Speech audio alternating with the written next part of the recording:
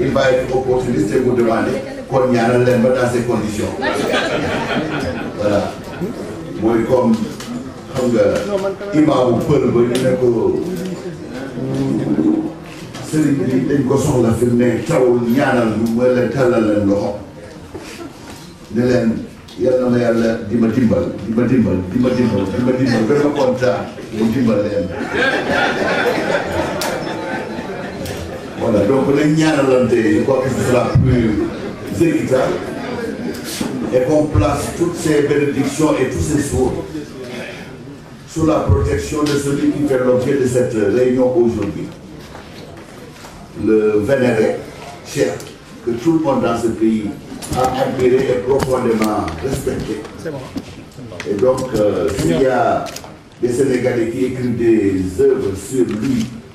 je crois que la moindre des choses, c'est souligner en vous disant est-ce que vous pourriez abriter la cérémonie. Ce n'est même pas une requête, c'est votre privilège et votre honneur. Donc je me sens très honoré aujourd'hui. Donc plus que je me suis toujours dit que véritablement, si la personne en qui j'avais confiance m'avait amené suffisamment à temps, je l'aurais rencontré et on serait parlé. Mais bon, la personne a été un peu trop lente. Je parlais Gorgui naturel. Donc beaucoup de respect. Mais en même temps dire que la cérémonie a pu avoir lieu ici parce que c'est par l'entremise de notre ami qui s'appelle Aziz Sow qui m'a téléphoné et qui m'a parlé de ça. Mais bon, évidemment, d'abord ça passe par toi. En plus c'est Abdelaziz Dabar. Tous ces éléments-là font que vous allez impérativement venir à... C'est mon frère. Hein? C'est mon frère. Ouais, d'accord, ok. En plus, l'auteur est le frère de Pénamon, c'est ton frère. Ah, oh là là. Bon, Pénamon, nous sommes le donc mon frère, nous sommes le aussi encore. Donc, je ne peux pas mettre trop de solennité, j'aimerais bien qu'on se sente à l'aise par rapport à tout ce qui va se développer ici. Vraiment, en vous disant merci d'être venu. Et puis, je vais tout de suite donner la parole au président de séance, à M. Thiam, qui est notre ami. Voilà, merci beaucoup à tous.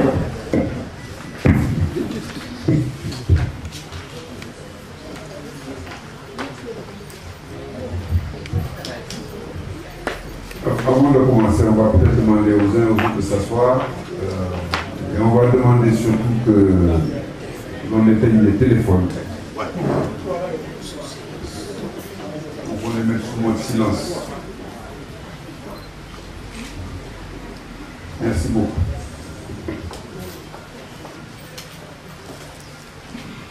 Salam alaikum mbokk yi. Ginnaaw bu ñu sant Yàlla julli ci Yonent bi ma bëggoon nuyu ñi fi teew di leen baalu àq ci weeru bu tedd bi ñu nekk ñaan suñu borom mu nangu suñu koor moo tax yéene bi saxal jàmm fii ci réew mi mooy ñu fan ñu gudd wér ak wér mi bés bi nag El Hadj Abdoul Aziz Sy Dabakh lañ ko jagleel yàlla yokk leen suma mag Moussa Mbow suma xarit suma mbokk moo bind téere bi ci moom mu doon liggéey bu am solo liggéey boo xamante ni li mu laaj dafa bari dafa laaj xam-xam dafa laaj gëstu dafa laaj tey dafa laaj nga jàng yu bari nga waxtaan ak yu bari ndaxte dama bokk ci ñi jàpp ni Dabakh dafa bokk ci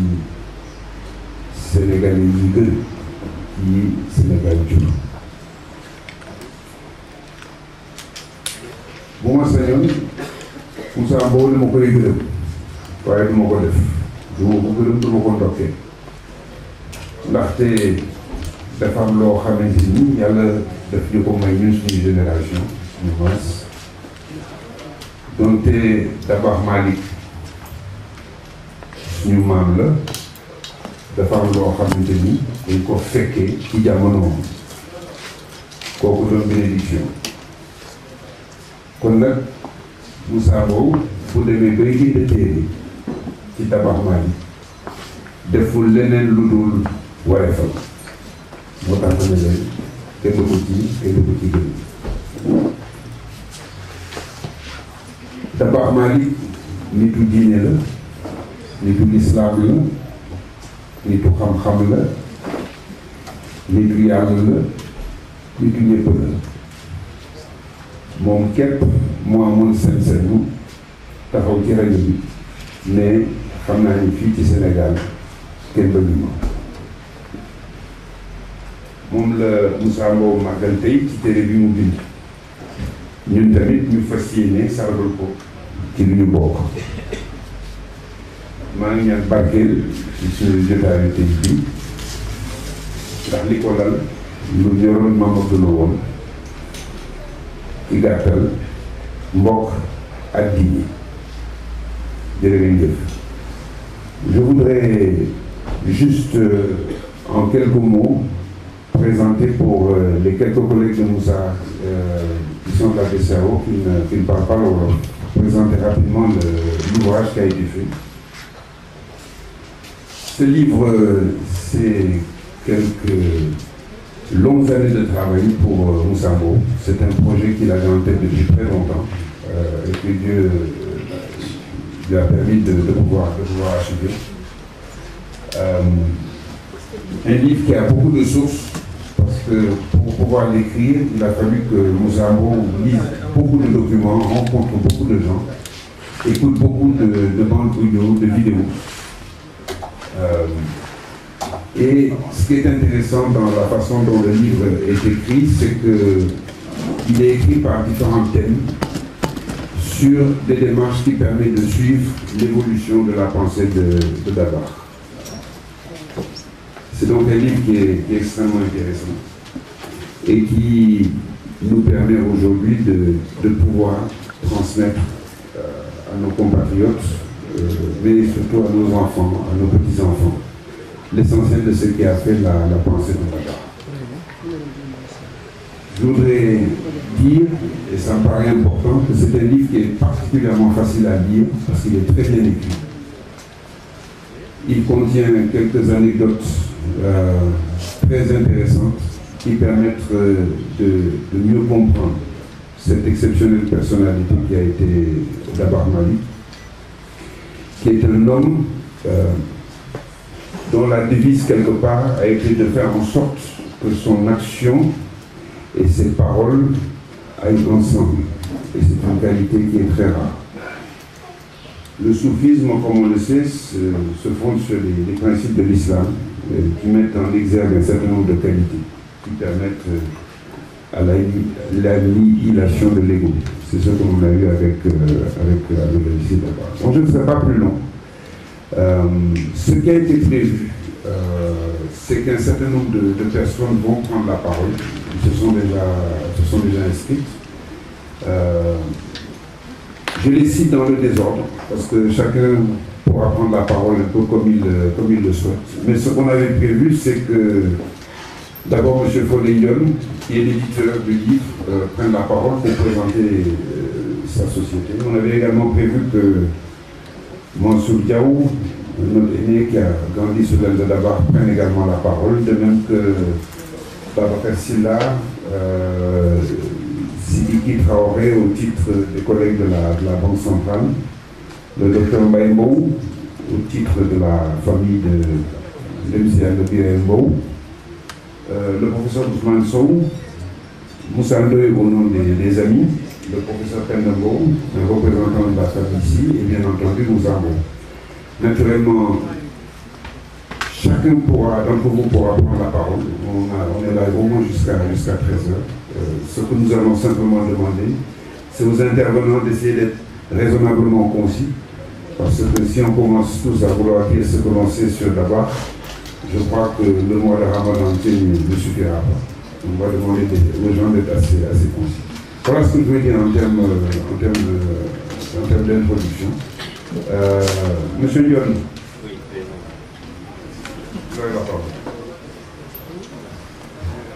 Merci, Monsieur le Président. Madame Penambo,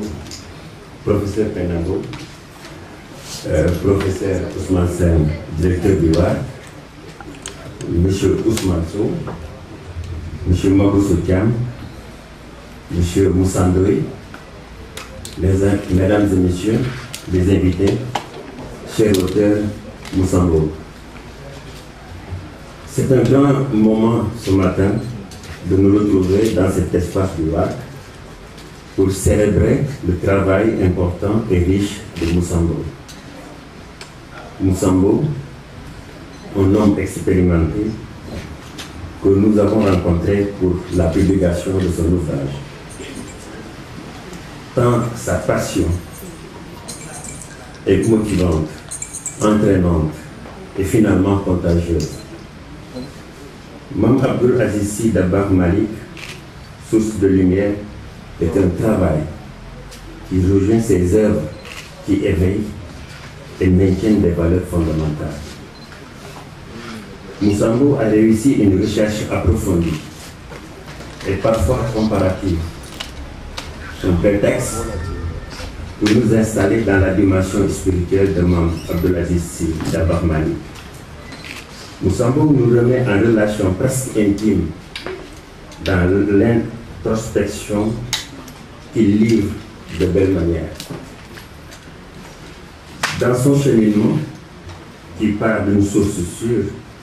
humaine, pour assurer le profil éditorial recherché par tout éditeur et qui met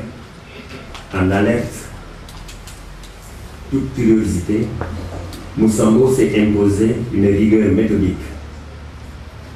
qui parfait l'approche et l'appropriation de Mame Abdoul Aziz Sy Dabakh Malick, quelle que soit l'appartenance religieuse. Le travail de Moussambo suscite bien d'autres curiosités, de préceptes religieux, de témoignages vivaces, de récits, etc., qui traversent toute l'œuvre et nous rappellent à l'essentiel, à l'islam, qu'il a intégré dans sa vie de tous les jours. Monsieur Rawan conclut dans sa belle préface en nous disant ceci.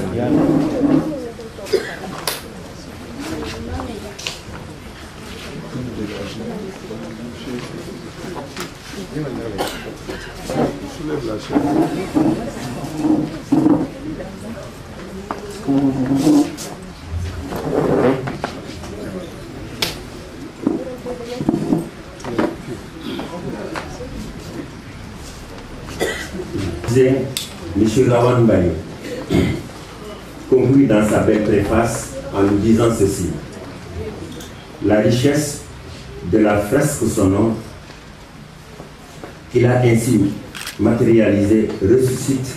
en chacun de nous l'homme de Dieu dont nous avons vécu la sainteté, et chacun de nous l'homme qui offre à ceux et ne l'auront connu et ceux qui ne l'auront connu que de nom une belle occasion de le vivre à présent. Fin de citation. Monsieur Moreau, sans nul doute, a réussi à nous atteindre agréablement et de nous mettre en relation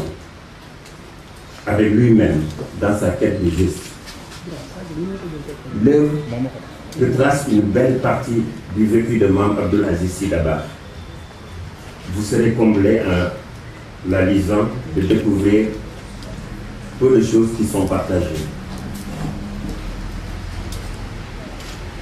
Vous parlez de Abyss Édition, qui est une structure basée à Dakar, qui publie en littérature générale, en ouvrage parascolaire et en langue nationale, met l'accent sur les langues nationales, qui sont devenues une des priorités de notre production, car elles garantissent la transmission sûre de nos valeurs. Nous comptons déjà plusieurs auteurs sénégalais et étrangers et développons un partenariat africain en coédition illustré par des productions déjà sur le marché.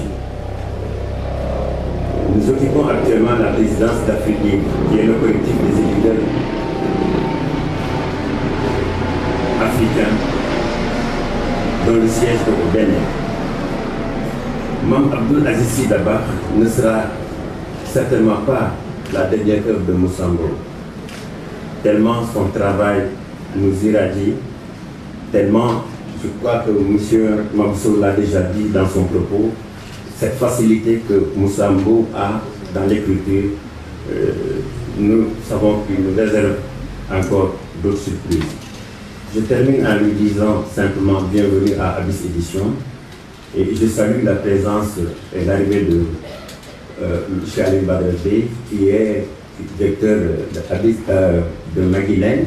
Maguilène est partenaire d'Abyss Éditions et nous avons fait beaucoup de coéditions ensemble. Je vous remercie de votre attention.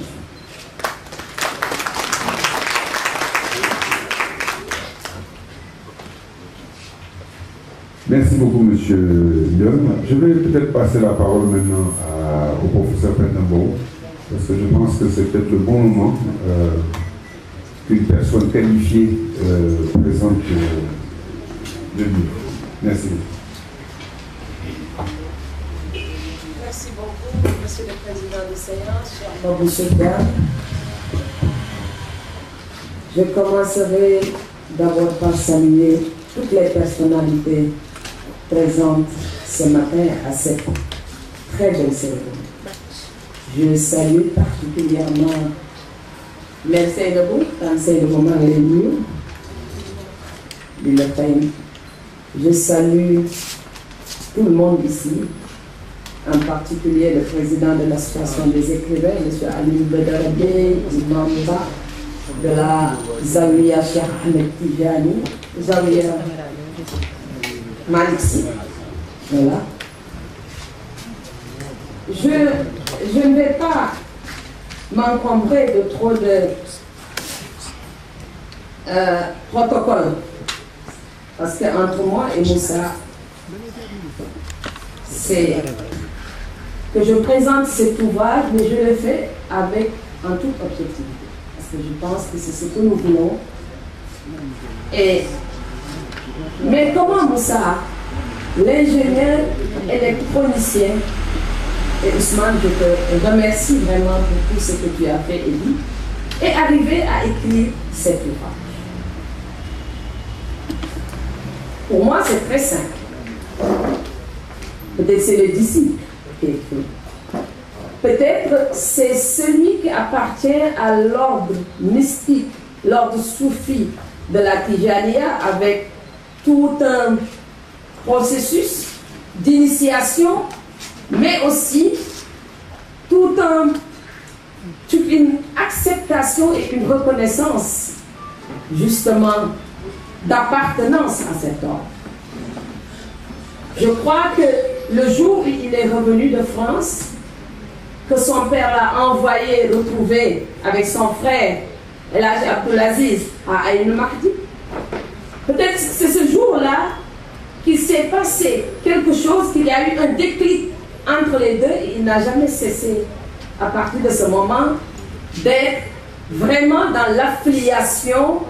parce que quand on sait comment fonctionne une confrérie, une taïra, on peut comprendre très facilement quel type de relation les a liés.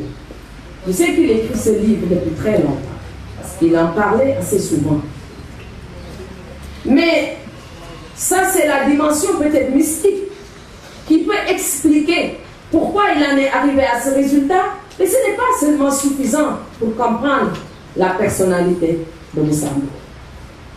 Je crois qu'il a baigné dans une atmosphère intellectuelle particulière. Ça, c'est le premier élément. Et tout Dakar connaît son père, El Hadj Brahim, qui est un homme rassembleur, qui a été pendant longtemps le réceptacle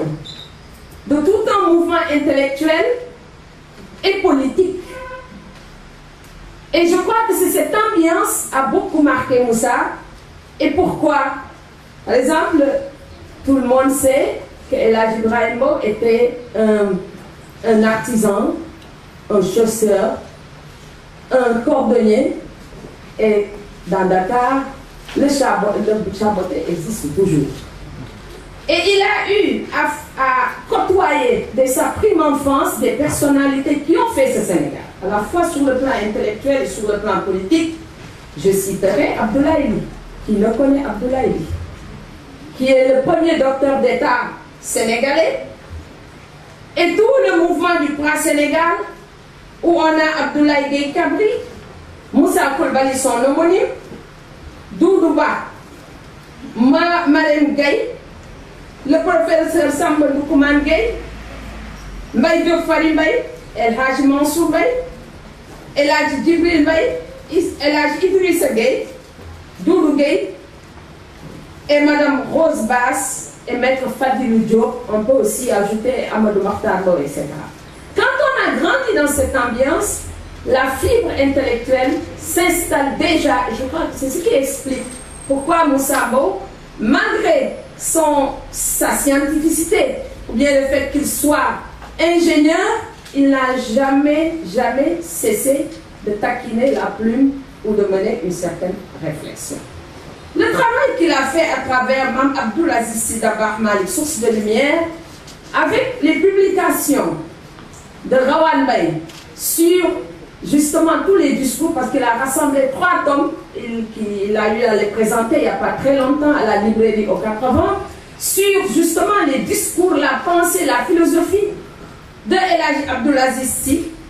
Avec cet ouvrage, je crois que Dabakh reste vivant parmi nous et il reste la source de lumière qui peut nous guider vers le bien, vers la sagesse, vers la vérité. Et c'est ce que Moussa a essayé de faire à travers cet ouvrage. Moi-même, je suis étonnée parce que Moussa n'est pas, vraiment, c'est pas son métier de faire de la recherche. Mais il a utilisé toute la méthodologie idoine, et je crois que tout à l'heure, Mouabousso le disait, pour arriver à cet ouvrage, qui est l'œuvre de plusieurs années. D'abord, il a fait une collecte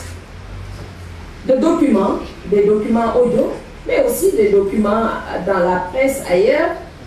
Et il a aussi, après la collecte, il a usé de ce que les historiens appellent,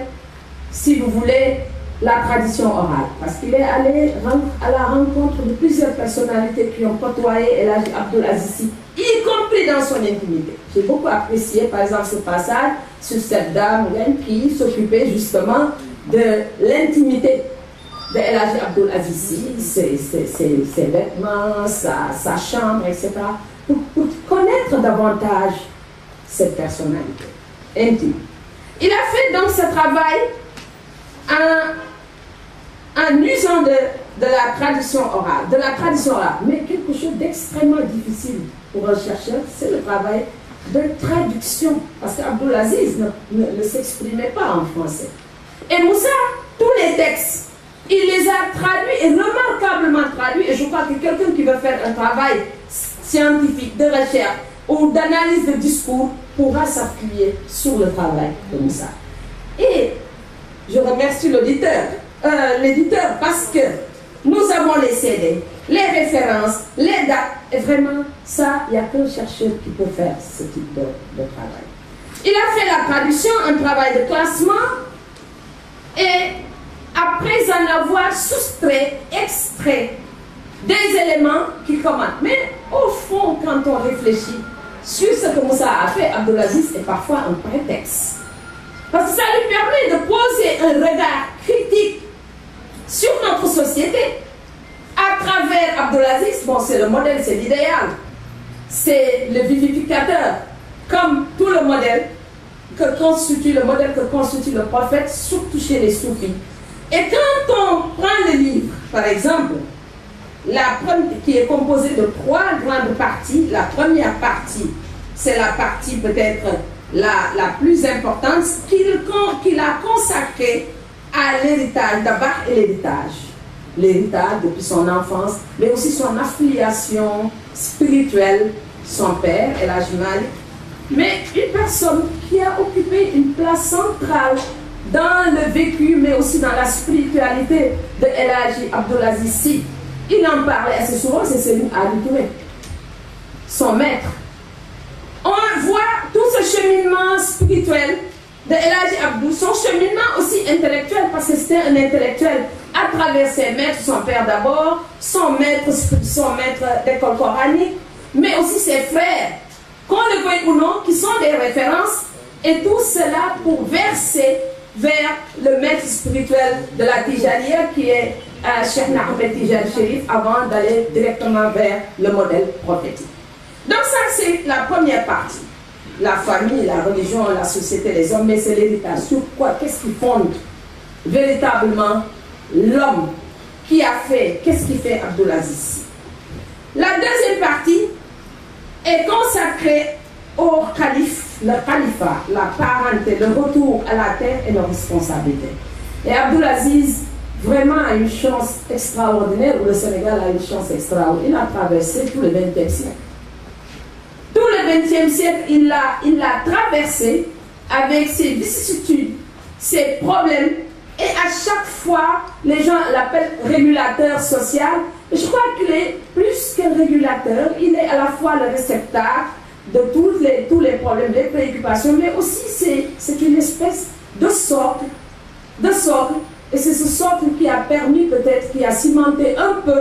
ce qu'on appelle l'exception sénégalaise. Il n'y a pas que lui, il y en a d'autres. Mais cette exception sénégalaise repose sur l'existence de piliers et de socles. J'ai une amie zimbabwéenne qui vivait en Afrique du Sud, aujourd'hui qui est en Australie. Elle était venue cette année, elle m'a dit, vraiment Penda, les Européens s'étonnent, par exemple, à propos des attaques. Pourquoi le Sénégal n'est pas attaqué? Nous souhaitons que le Sénégal ne soit jamais attaqué. Il me dit, mais moi qui ai vécu au Sénégal, je comprends vraiment la différence entre le Sénégal et les autres. Je dis, mais c'est quoi? Il me dit, c'est cette vie spirituelle qu'il y a. Au fond, c'est peut-être ça que les Européens, les Occidentaux n'arrivent pas à percer dans ce Sénégal, et c'est ce qui explique peut-être ce qui est à la base. Si un étranger, de surcroît, qui ne parle même pas français, zimbabwéen, qui a vécu quelques mois au Sénégal, arrive à voir ça, à fortiori, les Sénégalais eux-mêmes qui sont là. On le voit à travers cet ouvrage. Et la troisième partie, c'est la partie, justement, qui est consacrée à l'unificateur, le régulateur, le gardien, le poète, le chanteur. Tout ça, nous sortons d'un grand colloque sur le zik, et on a vu justement, par exemple, ce que la poésie, le chant jouent en tout cas dans la confrérie, surtout la confrérie. Donc, je ne voudrais pas trop monopoliser la parole, mais il faut que j'insiste sur un certain nombre de choses qui ont marqué. Le livre est dans le genre qu'on appelle la géographie, c'est-à-dire la géographie, c'est le récit de vie des saints. C'est une branche de l'histoire religieuse qui étudie la vie et les actions des saints. Donc c'est un livre purement hagiographie. Et je crois que c'est fait à dessein. Ensuite, ce qu'on peut tirer de cet ouvrage, en regardant, j'ai toujours parlé de la généalogie, des sources, etc., la généalogie à la fois spirituelle et familiale d'Abdoul Aziz, qu'on voit et qui se confondent parfois à travers cet ouvrage, mais ce qu'on peut surtout retenir dans ces livres, et je crois que c'est ce qui a profondément marqué l'auteur, c'est Abdoul Aziz est un grand communicateur. Et je crois que c'est tellement vrai chez lui que son message allait directement et toucher, et c'est ça, c'est le propre de tous les soufis, toucher directement le cœur, justement, de l'auditeur. Ça a été suffisamment démontré dans le livre. Un vrai soufi qui avait un renoncement à tout fait, un renoncement, parce que aussi la vie de soufi, c'est le renoncement. Le renoncement au bien matériel, il donnait tout ce qu'il avait. C'est vrai, ça aussi on peut en témoigner depuis toujours, mais il avait même renoncé à porter des habits d'une certaine valeur. Ça ne veut pas dire qu'il n'aimait pas s'habiller, parce qu'on dit toujours, et ça c'est un phénomène qu'on retrouve chez les Tijanes de façon générale, et on l'a hérité de l'islam. Il y a un phénomène qu'on appelle le phénomène zourf, c'est-à-dire le raffinement. Le raffinement c'est propre aux musulmans. D'ailleurs, moi, je ne comprends pas certaines attitudes. Parce que le raffinement, la propreté sont des caractéristiques du musulman. Et ce zouf se retrouve malgré le renoncement dans la vie, justement, des talibés ou des disciples. D'ailleurs, El Hadj Malik avait l'habitude de répondre quand on lui posait des questions. Il dit, je souhaite toujours, imam, peut-être que je me trompe, je souhaite toujours qu'on n'ait jamais pitié de mon disciple quand on le voit par l'aspect extérieur, qu'on pense qu'il a tout alors qu'il n'a absolument rien. Alors, il a beaucoup insisté sur cet élément, on le voit, mais il avait renoncé et le dabar. C'était parce que pour Abdelaziz, je crois que Moussa l'a dit, pendant un moment, comme on n'était pas dans une société riche, pour éviter qu'il y ait une visibilité de l'inégalité, il fallait peut-être ramener l'habit à une expression beaucoup plus modeste. Et c'est ce qu'il a fait et ce qui explique le bobo d'Abar. Donc, Moussa a beaucoup insisté sur cela. Le communicateur, la voix de la sagesse, ajouter les mots et la parole. Donc Moussa a beaucoup insisté sur ça. Et je crois que quand on étudie ce genre de personnalité, il faut voir tout. Rien n'est anodin, comme il dit. Et qu'est-ce qu'on peut en tirer comme modèle? Je pense que chez les mystiques, par exemple, pourquoi certains prient comme ça, d'autres prient comme ça, pourquoi l'imam Malik a prié ainsi, etc. Ça fait l'objet de grandes discussions et de débats chez les spécialistes, en tout cas, du droit musulman de façon générale, ou les spécialistes de hadith. Donc, sur le califat, la parenté, tout ça. Mais moi, un aspect, Moussa, qui m'a beaucoup intéressé, c'est Abdelaziz, le citoyen. Alors là, parce que Moussa, l'intérêt de son livre, parce qu'il reviendra à des spécialistes comme El Hadj Rawane de traiter de la dimension mystique d'Abdelaziz. Même si je sais que Moussa en connaît un bout, avec son ami qui est ici présent. On en a souvent discuté. Mais il ne sait pas, il n'est pas allé dans la dimension mystique pour en parler. Mais il s'est surtout appesanti sur l'homme. Et la dimension citoyenne dans ce livre est une dimension extraordinaire. Alors Moussa, la question que je voudrais vous poser quand on parle de nouveau type de Sénégalais. Alors le nouveau type de Sénégalais, qui l'a inventé? Le nouveau type de Sénégalais, qui l'a inventé? Mais on pourra y revenir, mais il a une attitude citoyenne. Et je trouve, par exemple, sur les valeurs de solidarité, de partage, il y a par exemple ce passage sur la quête, à la page 126, où il a demandé 500 francs par Sénégalais, jusqu'à avoir 52 millions pour faire de la redistribution. Mais je pense que ce sont des faits et des gestes très, très simples que nous pouvons faire. Il y a beaucoup de questions que nous pouvons régler. Peut-être après, il faudra mener la réflexion. Par exemple, le phénomène d'État et de l'État. La communauté musulmane devrait trouver une solution à ça. Et il suffit de prendre ce modèle de quête pour voir comment arriver à régler des faits de société qui sont liés à l'islam, qu'on lit facilement à l'islam, mais qui sont tenaces et en attendant d'avoir les vrais moyens pour bouleverser ces faits, je crois que nous pouvons prendre ces exemples et les résoudre. Abdelaziz, la société, effectivement, comment il intervenait, comment il le faisait, mais il avait des obsessions, c'était l'unité, la cohésion dans les familles, les tariqas, dans la société. C'est pourquoi je parlais tout à l'heure de sort. Alors, les notions de justice et de paix, et vous avez repris dans votre livre le discours mémorable d'Abdelaziz Sy, discours qui avait accompagné justement le décès, les obsèques de Feu Lamine. Donc moi je pense que vraiment on peut apprendre énormément à partir de ce livre. Et Abdelaziz est plus que jamais vivant à partir de cet ouvrage. Comment Moussa y est arrivé? Seule la passion, l'amour pour son maître, l'amour pour sa référence a fait, et peut-être c'est le secret, le wahi, qui explique l'existence de cette ouvrage. Moussa, merci d'avoir partagé votre passion avec nous. Merci d'avoir partagé votre passion avec nous. J'aurais pu parler du livre jusqu'à demain, mais ce ne serait pas raisonnable parce que je l'ai fait pour deux raisons et j'ai éprouvé un énorme plaisir à le faire. D'abord,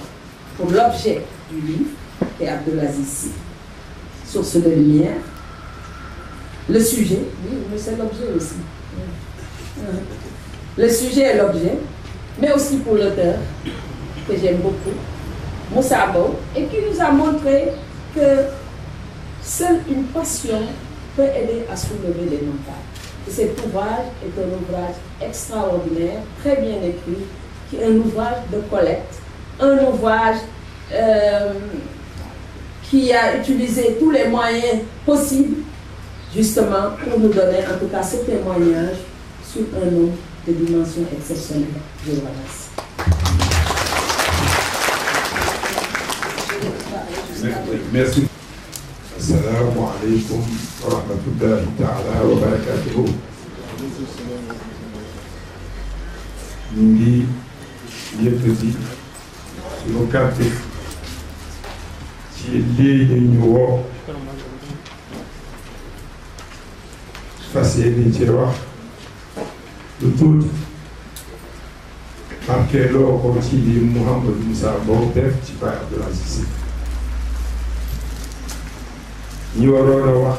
lii may bëgg a wax ñu bare ñu mais dama ci cité kenn rek ñu yóbbaale ñëpp te soo tuddee turam képp ko xam Maam Abdelaziz ci mujj dundam di nga xam kooku muy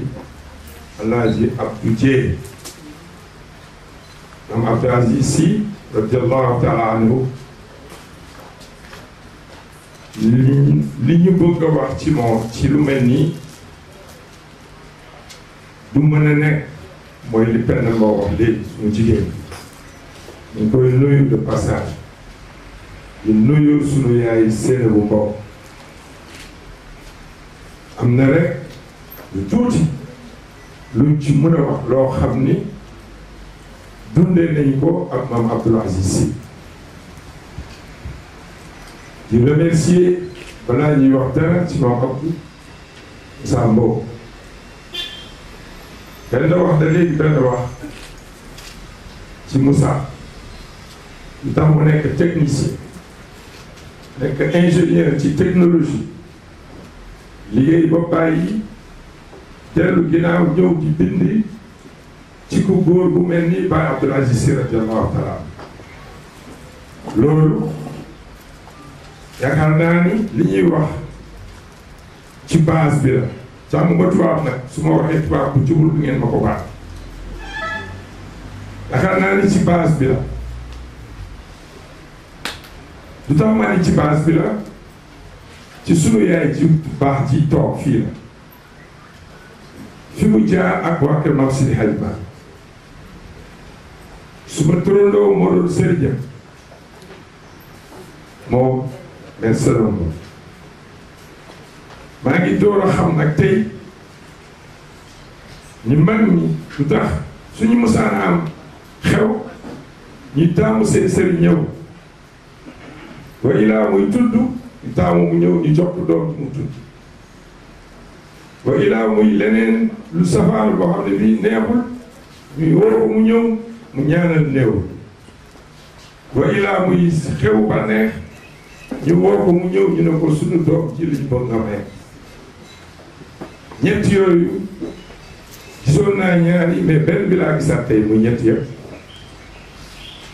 ci ñii ñoom ñi nga xam ne ñoom lañu yaakaar jaarale suñu yaakaar ci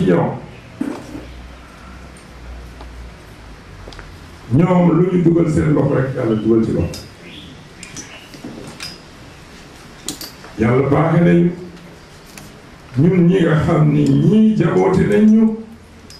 lépp lu ñuy def ci lu mel noonu dañuy fexe ba ñooñu tere ñu jël sunu lépp jox leen loolu mooy li ma gis tey beneen li ma gis tey ci Baye Abdelaziz bu ñu masaan a toog ak moom su bëggee waxtaan ak ñun diggante doom ak baay dafay laaj ndax ñun rek a fi nekk ñu ni waaw su ko defee nag mu daal di nekk à l'aise su ma saane yegg foofu nim ñu doon jàngalee diine ci moom rek laa ko gisee gisaatuma ko ci keneen mooy Baye Abdou daf ñu jàngal diine mais li ngeen di wax diine pratique parce que boobu jege nañ ko toujours ñu ngeeg moom génnewul ubbiwul téere jàngul masal clé bi mu ñu jàngale nag l'islam muy clé wu jàngale l'islam ci pratique mooy yéen ñi ma jur jaboote leen maa ngi leen di jox benn bind dama bëgg lu ngeen di dugg wala lu ngeen di wax wala lu ngeen di xalaat wala lu ngeen bëgg a def d'abord na ngeen xam yéenay kan su Papa Abdou nee na boo xamee yéen kan rek c'est lépp baax parce que ci xam yaay kan ci ngay xam foo bokk ci nga xam fi nga bokk lu ñuy bañ ak lu ñu bëgg ci nga xam foo jëm ci ngay xam lu la war ci ngay xam ni yow mii doomu jullit nga war nga jàngi diine war nga jàngi dox mbokk war nga jàng générosité war nga jàng honnête war nga jàng gore ci biir xam sa bopp boobu ci la ñu jàngal lépp moo tax ma ni daf ñu jàngal diine bu pratique def ñu gis dinaa koy tooñi toujours sama borom sama xaritu intellectuel yi dinaa leen wax ne li ngeen di làkk tubaab dafa bari te réew mi ñu dégg tubaab bari wu ñu te li ngeen di wax ñooñu bëgg nañ ko war nañ ko xam dinaa koy tooñi aussi conférencier yii di conférence ci l'islam kalaamul arabiya bi ñëpp jànguñu te tant que indiwuñu suñu communication traditionnelle suñu waxtaan bi jàpp ndax su ma bàyyi am boobu moo doon basal ci ñun dama ne ñu ne mu ne nangam loolu dañu doon barkeelu ci Baye Abdou Aziz bi ci teg mooy Moussa bu yàlla baaxee ndax baax du bari de sama Baye Abdou nee na su fekkoon ni ku baax rek ku am rek mooy baax ñi amul du ñu baax te sooy wut ñi baax dëgg ñu ngi ci ñi amul parce que baax yéene la bokkul ak may bokkul ak générosité ñu ngeen di wax am nii dafa tabe mooy kun mën a joxe bokkul ba tey baax jikko lay doon moom la yonent Yàlla Muhammad génne yonent ya parce que ñëpp tooñ nañ leen ñu fay ñu tooñ yonent Yàlla Muhammad ñu ne ko yàlla ne ko waxal ma fayalu la ma di déedéet dañ ma xamul rek suñ ma xamoon duñ ma tooñ bàyyi leen déggal leen moo indi jikko boobu loolu moom la ñu suñu Baye Abdou jàngal li benn wax léegi maa ngi koy dóor a gis tey physiquement mais nit ku ma nawoon la bu yàgg bëgg ko lool te loolu mooy wane nii ñun ñëpp bëggee Maam Abdou Aziz xëy na Moussa moo ñu fi indi de mais bari na ku ñëw bëgg Maam Abdou Aziz moo la ji Maam Abdou nag benn paragraphe bu ndaw rek lay wax ci moom ndax ñu war a wax te ñi ngi may déglu te ñi ngi xaar maa ngi nuyu Imam Sow ndax wolof jaay nee na su lëg lekkee alam na ko gërëme cët dafa am ñoo xam ni saa dafa leen dajale pour mën a togg bii ba mu ñor ñooñu Moussa mënul taxaw fii tey di wax tur ñooñu waaye ñooñu ay nit yàlla lañu ay nit yu baax heureusement saa yar nañ ko yar boo xam ni kenn ku ne bi mu ñëwee ci yow wan nga ko ni ko li nga bëgg a xam ci man ci ki nga bëgg a bind loo ma ci laaj ma wax ki ci gën a fees te bokk ci njabootu si Hadj Malick mooy El Hadj Bachir Niang jaar na Moussa bu bari ci wàllu nijaay Alaaji Bachir dafa woon benn particularité moom ngeen di wax yéen ci tubaab kër yi dafa dund nijaayam yëpp dund na ak sëñ Babacar dund ak Alaaji Mansour dund ak Abdoul Aziz dund ak Habib ba pare yaayam di jigéen ñi ñooñu seen mag di ko woolee bàjjen Fass Alaaji Bachir boobu tegoon na Moussa foo xam ni Moussa ba fii mu toog nii xamul fu ko tegoon ci kawe waay ndax nee na Moussa dafa def loo xam ni ñi ko waroon def yëpp dañuy romb fañ ko waroon a defee defewuñ ko Moussa dellu si ginnaaw xool ñooñu ñëpp li ñu wantale woon mu for ko dajale ko def ko fenn mooy livre Moussa bi ñun ay jat lañ ci li ñuy wax Moussa ci maam am xëy na Abdou Dieye dama ko mag te xam na lu bari ci maam am waaye nag maa ko ci mag ndax 1967 laa commencé ànd ak su papa am ndax man du ma dara simple taalibe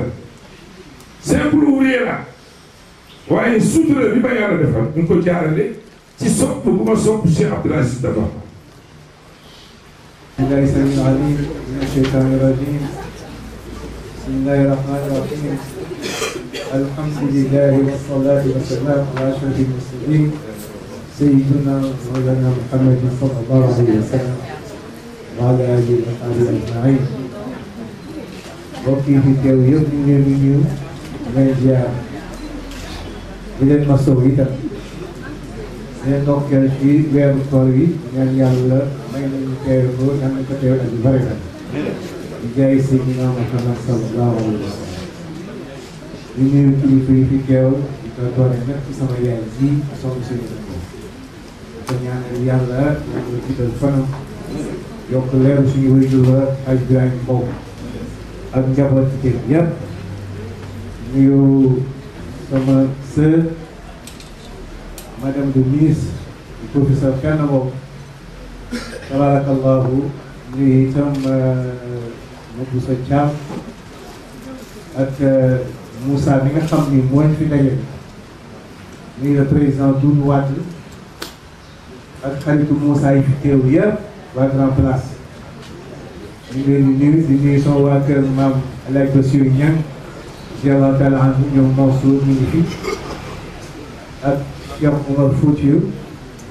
Abou Dine wa Taqwa ñu mbokk maam Birahim Babtaye mbokk yi fi teew yëpp tabarakallah wax ji wax dëgg yàlla dafa bett waaye ki mu bind ci moom moo ko jaar muy suñu maam Abdoul Aziz radiyallahu taala anhu Moussa dëgg yàlla dañ la naan jaaraama ñun njaboot seen xel ndax lii nga def ñun ñii la war waaye nag ginnaaw bu ñu si wutul war nañ la sant bu baax la jazakallahu xayran jaay Seydina Muhammad sallallahu alayhi wa sallam defe naa seede yi fi Moussa seede ci yow ñun ñëpp la yóbbaale tabarakallahu sa cursus si itam defe naa sa frère bi wax léegi le docteur Mbow retracé na ko fidèlement donc yal na yàlla doon sutura kii ngay wax ci moom nag di suñu maam El Hadj Abdoul Aziz radiyallahu taala anhu yàlla dafa defoon mu jubboo adduna yëpp xamul woon kuy musulman xamul woon kuy catholique xamul woon tijaan xamul woon murid xamul woon laayeen xamul woon kenn ku bokk ci beneen tariix ñëpp la boole woon jamono maa ngi fàttaliku bi ko yàlla moom c'est un journaliste de surcroît un chrétien moo def témoignage muy Martin Faye dafa ni yéen jullit yi musulman yi bu ngeen yaakaar ni yéen ñu gën a bëgg alaaj Abdou da ngeen di nax seen bopp bala ngeen di xam gënu leen ñu bëgg alaaj Abdou xam leen xoolu chrétien bu nekk di ngeen ci fekk alaaj Abdou loolu dafay am lu muy témoigner aussi mooy le fameux dialogue islamo-chrétien dont on parle le Sénégal le vit depuis des siècles ñun du luñu théoriser dañ koy dund ñun waaw ndax tey jii jullit boo ci xool mamaatam am na bare si ñoo xam ne seen i mamaat ay catholique lañu man nii samay mamaat ay maroon lañu si di catholique ak ñeneen ak ñeneen am na ci chrétien yoo xam ne bu ñu xoolee seen i maam ay musulman lañu kon nag Sénégal bi gën na kon nag yàlla dimbali ñu ci suñuy feet sax da ngay gis communication bi am suñu liggéey ba ci démb rek li suñu mbokku chrétiens yi jóge ci Pâques defal si yàlla jaay yéen jóobeen yëpp tabarakallahu gis nañ ci seen bopp ñun tam bu Tabaski ñëwee macha allah gis nga dañuy def rek waaye sama Abdou Aziz moom dafa nekkoon un exceptionnel ci wàllu woowu magam suñ Babacar Sy radiyallahu anhu moo ni woon Abdou Aziz ci Torres la yow bu ñëpp waroon defe ni bu yàpp yëpp meloon na res baaxul si am ci li ma dégg ci mag ñi nee nañu témoignage boobu sa maam suñ Babacar radiyallahu anhu def ci moom moo tax mu way ko xalifa du Cheikh pour 2000 muy nag nekkoon nit koo xam ni ñëpp la boole woon uuf ba nag ànd na teg benn humilité boo xam ni macha allah xale bu tuuti mën na ko yàlla ci bés maa ngi fàttaliku bés dama ko fekk ci pom bu ma ñëwee fekk ñu maa ngi jóge Sonatel boobu ma ñëw fekk ñuy añ mu ñëw mon père rek ma daa wax ngay sax ndax sama baay la ñu mon père ñëwoon ñu añ ñu teg ay affaire yu jógee yooyu lenn mu tiw jox ma masa bi ñuy dem mu ne ma ñaanal ma ñu nekk dangay kay ci yàlla lañ ko séentoo mu insisté mu ne ma ñaanal ba yàgg mu ne ma ñaanal ma xaw ma jàpp wala ma wax jooju loolu yëpp pour sagal ma bu ma doon dof nag damay génn léegi Alaaji Abdou Day teg na ma koo xam ndax ma doon ñaan la waaye nga si ñu mu koy def léegi mu yëkkati la yëkkati boo xam ni boo nee doon tuuti da ngay defa ne yàgg ñëpp am na benn nit yàlla bu ma tudd kilifa diine la woon à un moment il était très critiqué dans ses positions sa maam Abdou Aziz radiyallahu anhu woote fii ci grande mosquée am benn kilifa bu ko ñëw ni ko yow seetlu naa ni sox bu Alaaji ab wootee doo fa ñëw ba ñu bare ngeen koy wooyee sax naan nanga mën naa bés boobu yaa ngi def mu ñëw sa maam téeku rewoncé waaye di ko yëkkati di ko tappal garaat ba keroog yooyu ñu bare ñu jàppaloon kilifa boobu dañ ci gën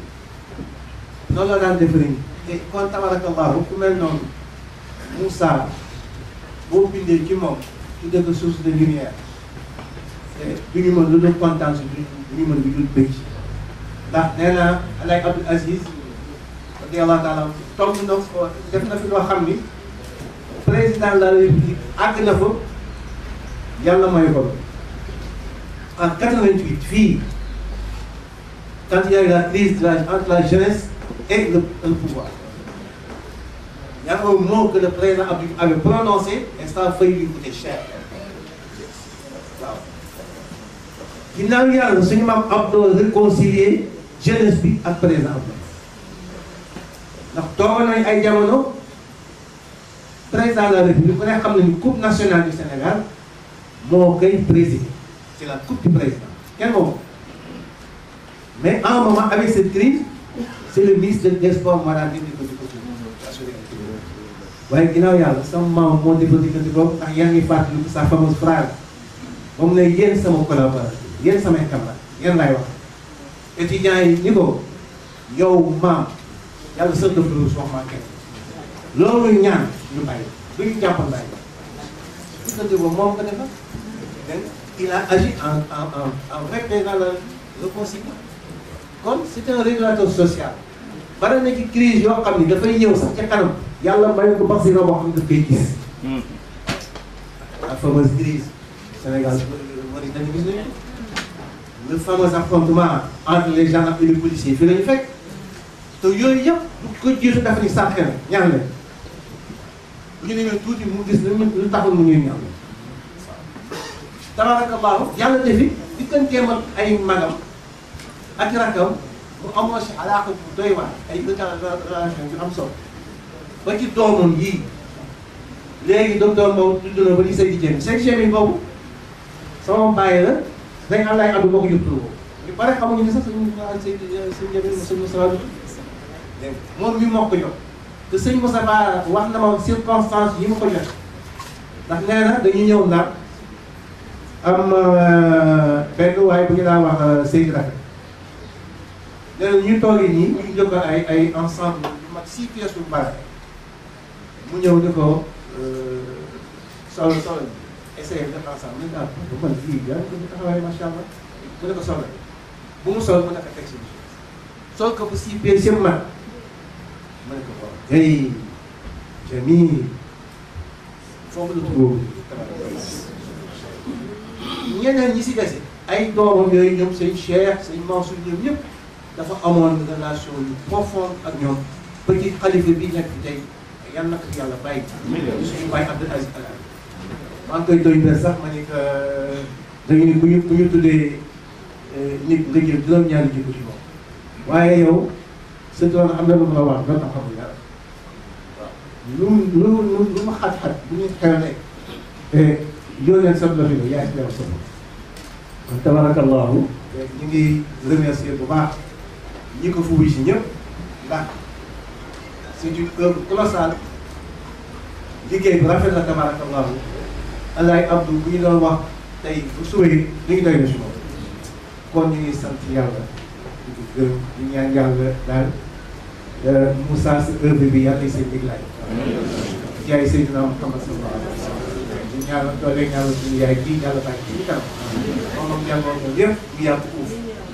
rek di nuyu itam imam Khadim Cissé sëñ Mansour Diaw mi ngi rafetlu sa waxtaan li nga waxtaan léegi di nuyu nag sama goro di ko féliciter aussi contrairement à Boubousso c'est normal sama goro ak tabarakallahu si speech bi mu def léegi tabarakallahu tooñ na gars yi yëpp ñoom Pape Moussa Diallo ñoom Moussa Mbow tabarakallahu waaye yooyu yëpp c'est dans le cadre d'une amitié profonde boo xam ne mënuñ ñàkk ci ay nit ñoo xam ne dañuy yàgg depuis le temps enfance di ànd loolu moom mënuñ ñàkk dañuy dem ba dañuy mën a sax ay xale seen biir kon nag yàlla yàlla doon si te di nuyu mboolem fi ñun yëpp mag ñi dem yal na yàlla yokk seen leer di leen jaari suñu bàyyi Cheikh na ci seen mëntum ak suñu doomu bàyyi bi ñu ba jëm di ada sëñ Abdou Mbacke yàlla na leen Rasulullaay teew yal na leen seen i maam ak seen i bàyyi teew tabarakallahu di koy jaal suñu bàyyi si Maktar ak umma islam bi yëpp yal na yàlla doon sutura defal ñu jàmm yal na yàlla faj aajo yi saafara jàngoro yi dégg gis yi asalaamaaleykum wa aleykum salaam wa rahmatullahi taala wa barakatuh. ñu ngi yëkkati suñu di ko teg ci loxo kilifa yu baax yi ñu jottali ko jataay bi li sama maam daan wax rek bu sama loxo mënoon tegu ci loxo ku ne moom laay def ndax xam naa di leen yëkkati waaye ñu jox leen suñu xol te tabarakallah ñun dañuy sant yàlla dañuy sant suñu borom di julli ci Rasul bi sallallahu alayhi wa sallam ndax kat Fodé ak Moussa dañ ma ni dangay wax ma ne leen mais man dama bind ba pare lu may li ma bëggoon wax man dégg naa ko bind ñu koy wax leen rek ma toog seen rek lu ma dégg Fodé na ma déedéet xam nga ñoom dañu am lu ñuy doxale ñu ni kii bind dafa war a wax waaye nag ma jàpp ni boo bindee war a wax li ci téere bi dafa wax ci sama xel mu gàtt di wax rek nii maa ngi sant ñi fi toog ñëpp yàlla mi mën a fay te li muy wax du jeex yàlla mi yàlla fayal boppam di ci jiiteel njaboot bu baax njabootu maam si yaay maa ngi ci teew fii di ci jiital imaam bu baax ñu fi jóge sànq ndax tafsiru zawiya maam si yaay Maalik moo ko tënk waaye dafa cof ci temps pour ñëw ci jataay bi jataay bi nag xëy na am na nu mu doon demee doon na gën a neex ci waxit li tax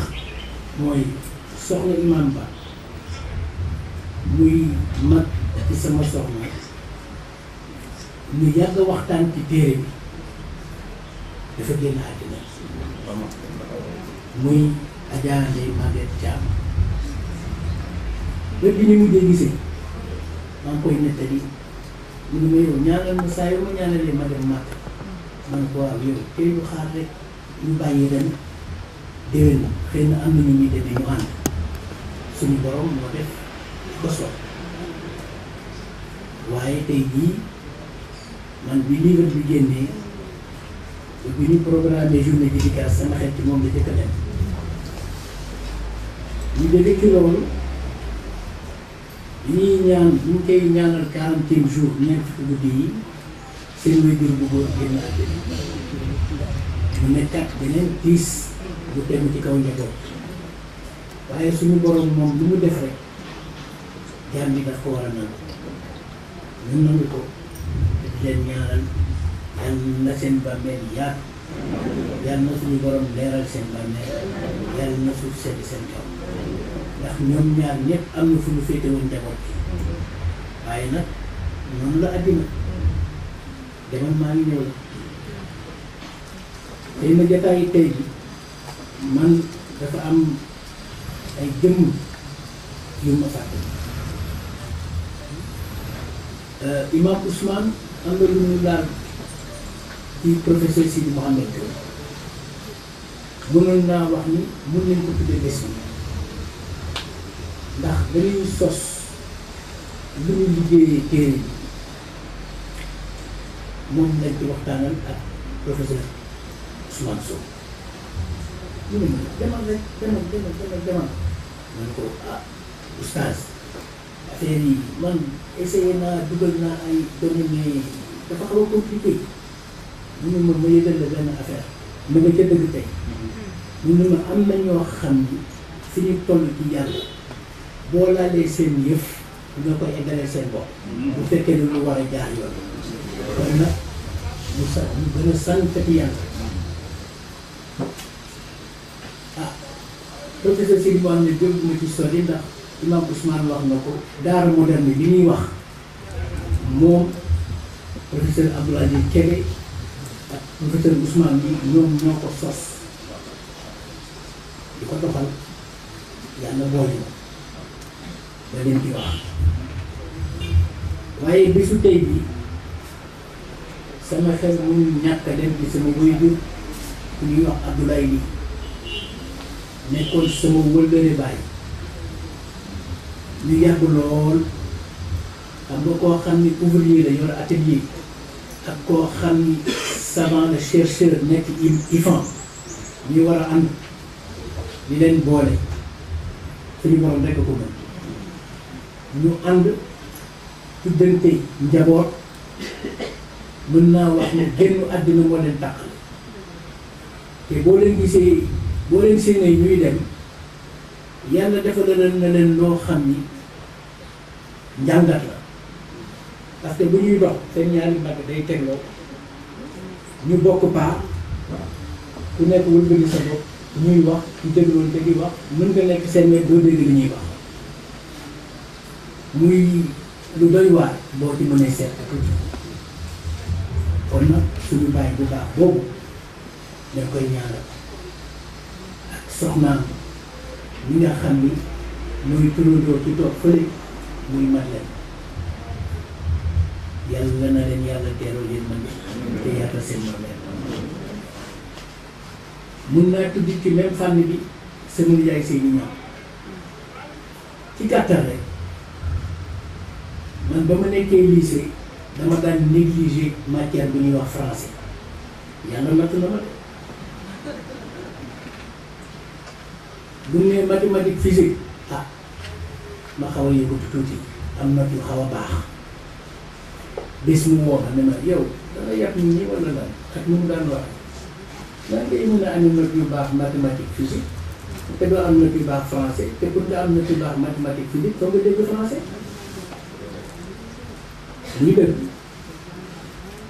woo ma ñëw mu yóbbu ma ba këram dama léegi d'ailleurs vacances ren yi da ngay def cours de vacances te maa lay jaagal te dinaa suivre ñu def 1 mois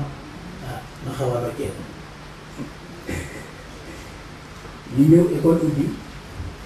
mu gis prof français bi ne ko sama jarbaat la kooku takkal ma travaux livre bi ma jëkk a lire mu mët te dañu inscrire woon centre culturel livre bi ma jëkk a lire mu mët prix mathématique prix physique ba ñetti livre ma ne comme lii mën naa ko moomal sama bopp léegi mën naa ko lire ci laa tàmbali lire ba mujj gi yàlla jàppale ma ciy dem mu yombalal ma lu bari loolu nag liñ ko koy ñuy sante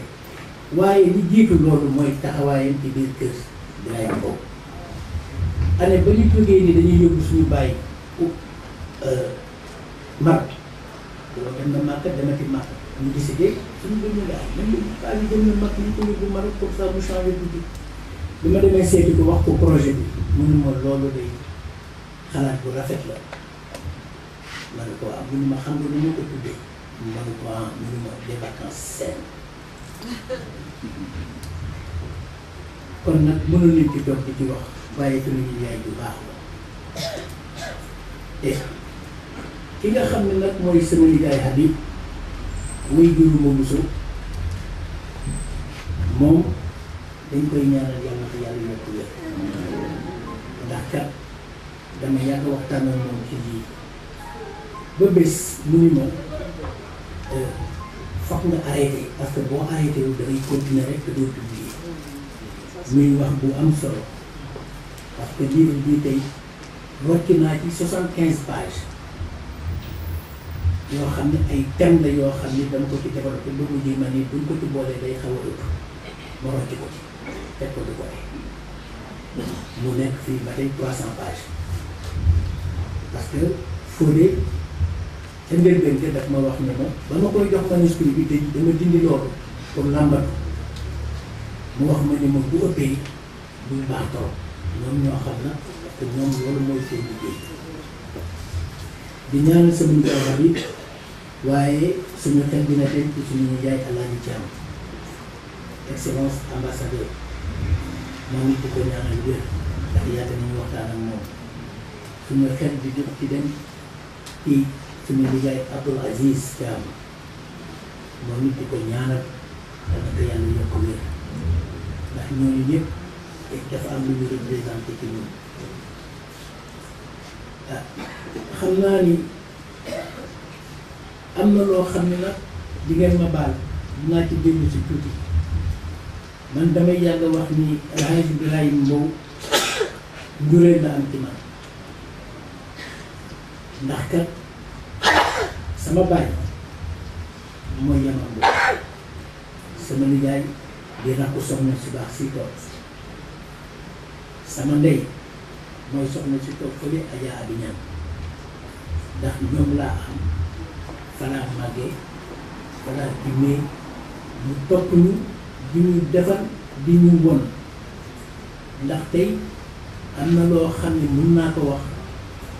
bu may xool sama nijaay am na lu bari docteur wax na ko sànq daf ko tënk sama nijaay amul doomu daal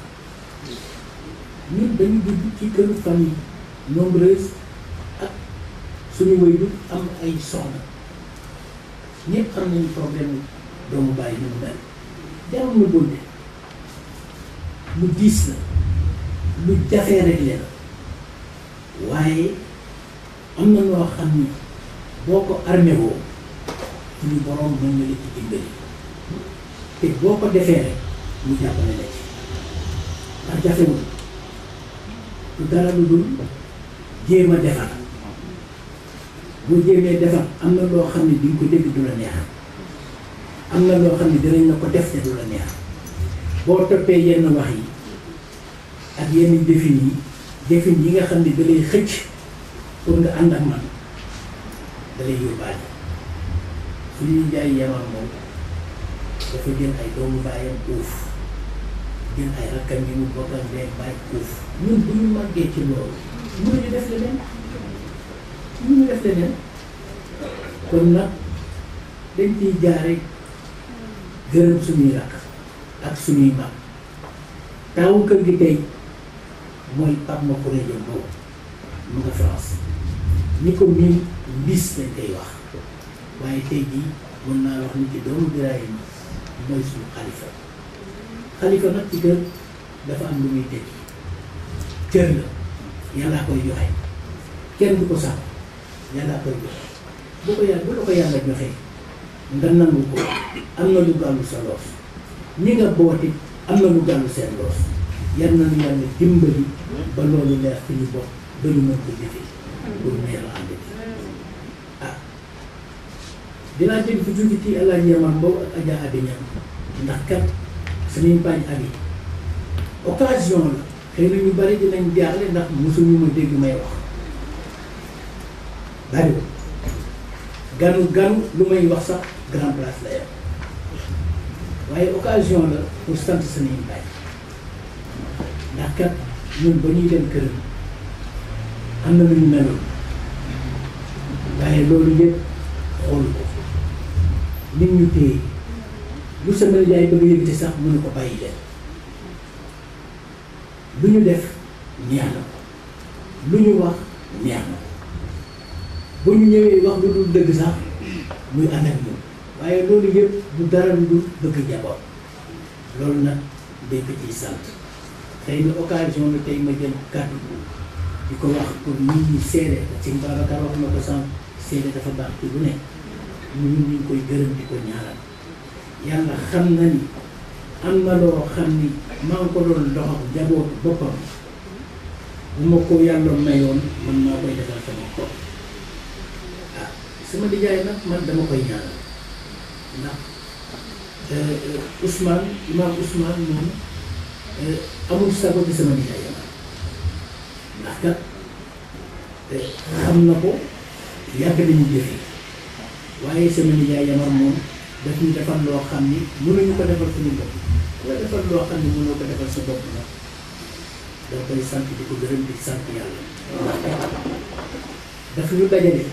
surtout Malick Mbow wutal ñu bés boo xam ni ci la ñuy daje war a mën a waxtaan ci suñu mbiri maam ndax suñu maam ni mu demee woon nag góor gi xëy na loolu jar na livre dañu ànd fu ne ba Makka ba Mauritanie ay fan ay weer ci biir rek mun naa jàpp ni soxna si Adja Sénégal yi xëy na ñu bari xamuñu ko waaye maam Abdou dafa daan wax ne maam Fantan yaay doomam ndax ba ko sama maam joxee ci suñuy nopp ba mu ko joxee si Mansour sa maam Mansour la ko jox waaye ñoom dafa am leen yàlla defal suñu wëy yooyu ñu yëkkati ko jox ko maamam daf ci teg tuuti génn àddina waaye jox na ko avant mu génn àddina soxna si nekk Tiwaawan nekk ci biir kër moom papa Abdou rek lay wax boo bëggee lu ko neex boo bëggee am léegi portefeuille ñëwal na ko mangam mu jël portefeuille bi jox la maam Abdou defal ko nag loo xam ni jox ko responsabilité ci kër gi jox ko responsabilité gan ñu ngi gën a fonk mu ànd ak suñu waajur bu baaxoo maam Bachir kon yàlla amul njabootam ñu ngi toog di doxal loolu man nag li ma ci jàpp rek mooy ne maam Abdoul Aziz bu musaan di génn parce que loolu jarul bind mun nañ ko waxtaane ndax ñu jàng ci parce que ku nekk Hajj Malick wax nañ ko sax ñoom dañu am lu ñuy doxale daf ko defaloon ba buy génn ci kër yi jëm ci zawiya bi ci bésu gàmmu bi danaan ane na ko bu sama yaay génnee tàllal ko veeru ndox moom lay naan dooru dugg ci zawiya bi waxtaan la waaye lu jar a xam ndax nit ki élage wax na ko sànq da ngay xam sa bopp jamono yi ñu toll dañuy wax gëm sa bopp waaye du gëm sa bopp xam sa bopp boo xamee sa bopp di nga xam li ngay def boo xamul li ngay def di nga laaj loo war a def boo laajee loo war a def di nga xam ne ñoom yàlla jindi na leen mën nañ la teg ci yoon foofu rek la ñuy tëjee te di sant ñëpp bu fekkee ni nag président am na ñu mu may ñu bëgg a wax wala ñu am ñoo xam ne dañuy bëgg a tudd man daal di sant ñëpp fa tabarakallah xëy na wax gi nag dudd waaye ñu jàpp que rek ni waxu ku mëte bi la fa tabarakallah. jërëjëf si Dabo.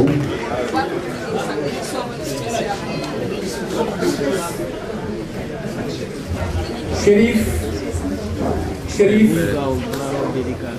ngeen may ñu tuuti rek Chérif dafa dog lu bari te yàlla xam na ni wér yaramam may ko waaye li muy jëflante ak njabootu soxna si moo waral lu ñëw fi teew tey moom fa mu nekk